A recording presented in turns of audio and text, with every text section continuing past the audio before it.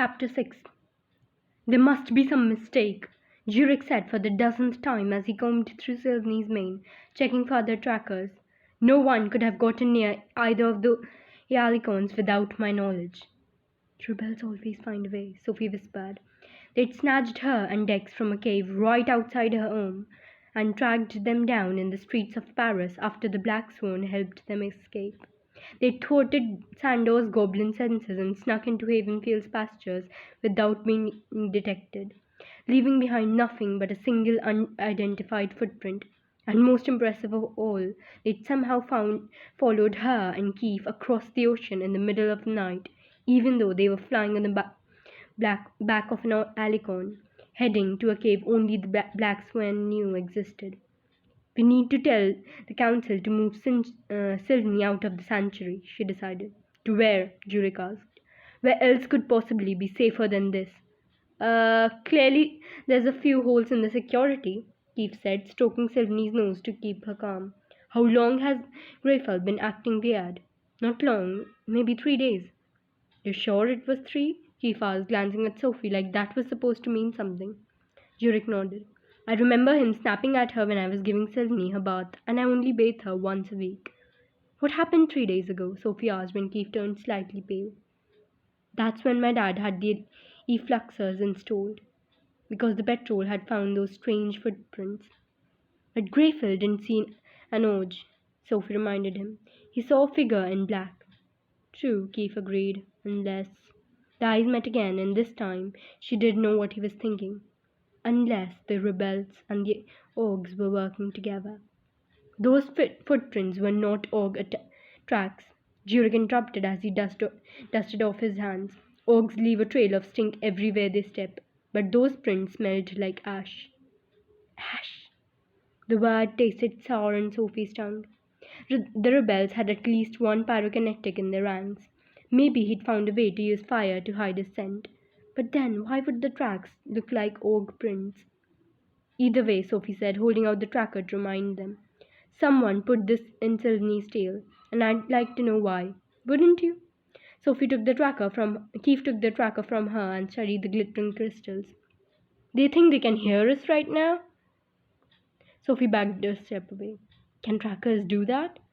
No idea, but just in case, he held the tracker up to his mouth like a microphone. Yo, bad buddies, if you're listening, you should know that I've been practicing my aim with goblin throwing stars. A lot. If you touch one more hair on Sylvie, I will come at you with everything I have. And I promise, I won't miss again. Sophie shuddered. She'd watched Keith clip one of the rebels across the shoulders with Sandor's bladed dislike weapons, and she wouldn't want to be there when one hit the mark. Maybe this is all just a misunderstanding, Jurek said after a second. Maybe the disc is just a decoration or something. I've never seen a tracker with crystals on it, have you? No, Sophie admitted, but it still looks almost exactly like the trackers Sandor has sewn into my clothes. She could feel the faint outline of one in the lining of her sleeve. They are gold, and they have sills where the crystals are. But the rebels probably went with sparkly silver so it would hide better in her tail. Right, Jurek mumbled, sounding as tired and defeated as he looked. I've worked around the clock trying to keep Sylvie safe, and when I tell the council that the rebels managed to get past me, no one's going to blame you, Sophie promised. Won't they?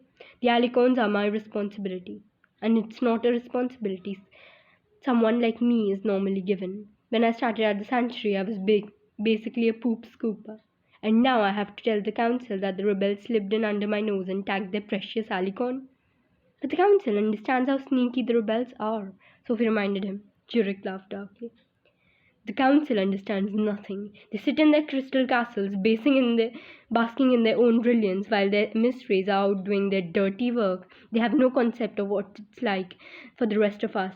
And worse yet, they don't care. All they care about is keeping the status quo. Sophie glanced at Keith, not sure how to respond. She'd heard whispers and murmurs against the councillors before, especially in the wake of her kidnapping, but she'd never had someone condemn the council so openly, and she couldn't necessarily blame Jurek for what he was feeling. The longer she lived in the lost cities, the more she realized that things weren't as perfect as the elves wanted them to be. "Let me talk to Alden," she said after a minute. "He does understand how ruthless the rebels are, and he's not afraid to stand up to the council if he has to." He'd come to her defense more times than she'd like to admit, and he didn't hesitate to bend or even break a few rules if he needed to. The fact that he'd spent years searching for her, when no one else was willing to believe she existed, was proof of his determination. "Alden will know what to do," she assured Jurek. "And if he decides we should go to the council, I know he'll make it clear to everyone that whatever happened wasn't your fault. I doubt Alden Wacker will give a second thought to someone like me. But—" Jurek moved to Greyfell's side, kneeling in the grass to stroke the still unconscious Alicorn's sleek silver mane. It was obvious how much Jurek cared about the precious creature, even before he whispered, "Do what you must. It's going to be okay." Sophie willed the words to be true as she took the tracker back from Keith and stuffed it in her pocket. "We'll go to Everglen right now." "This sounds like a great plan and all, but how are we supposed to get there?" Keith asked. "You and I both only have home crystals, and I'd really rather not deal with my father right now."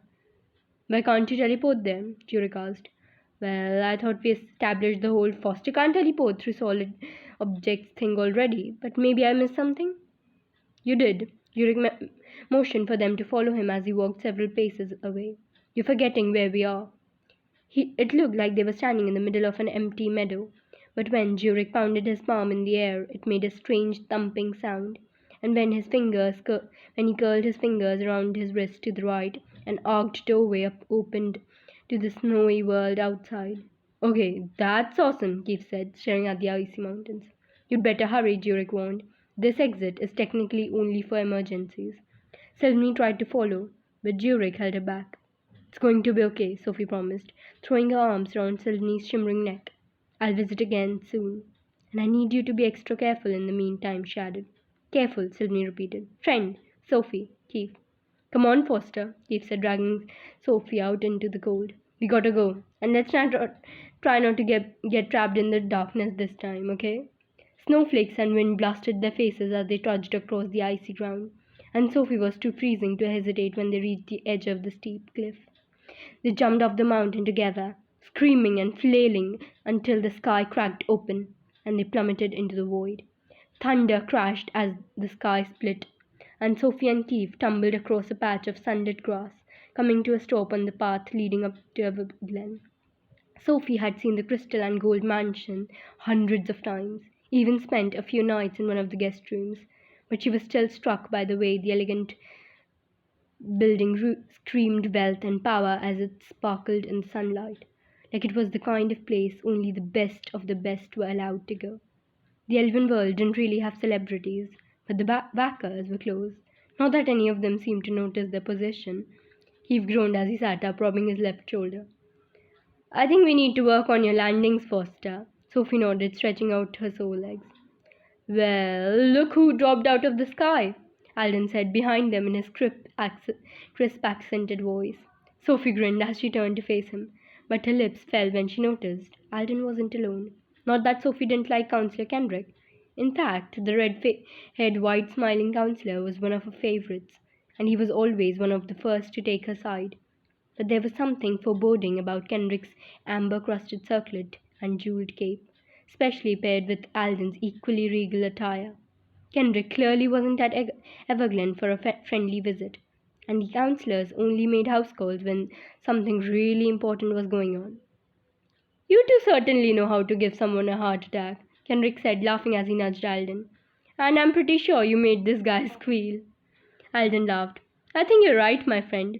Though in my defense, no one's arrived directly inside Everglen since I had the gate installed a few decades ago."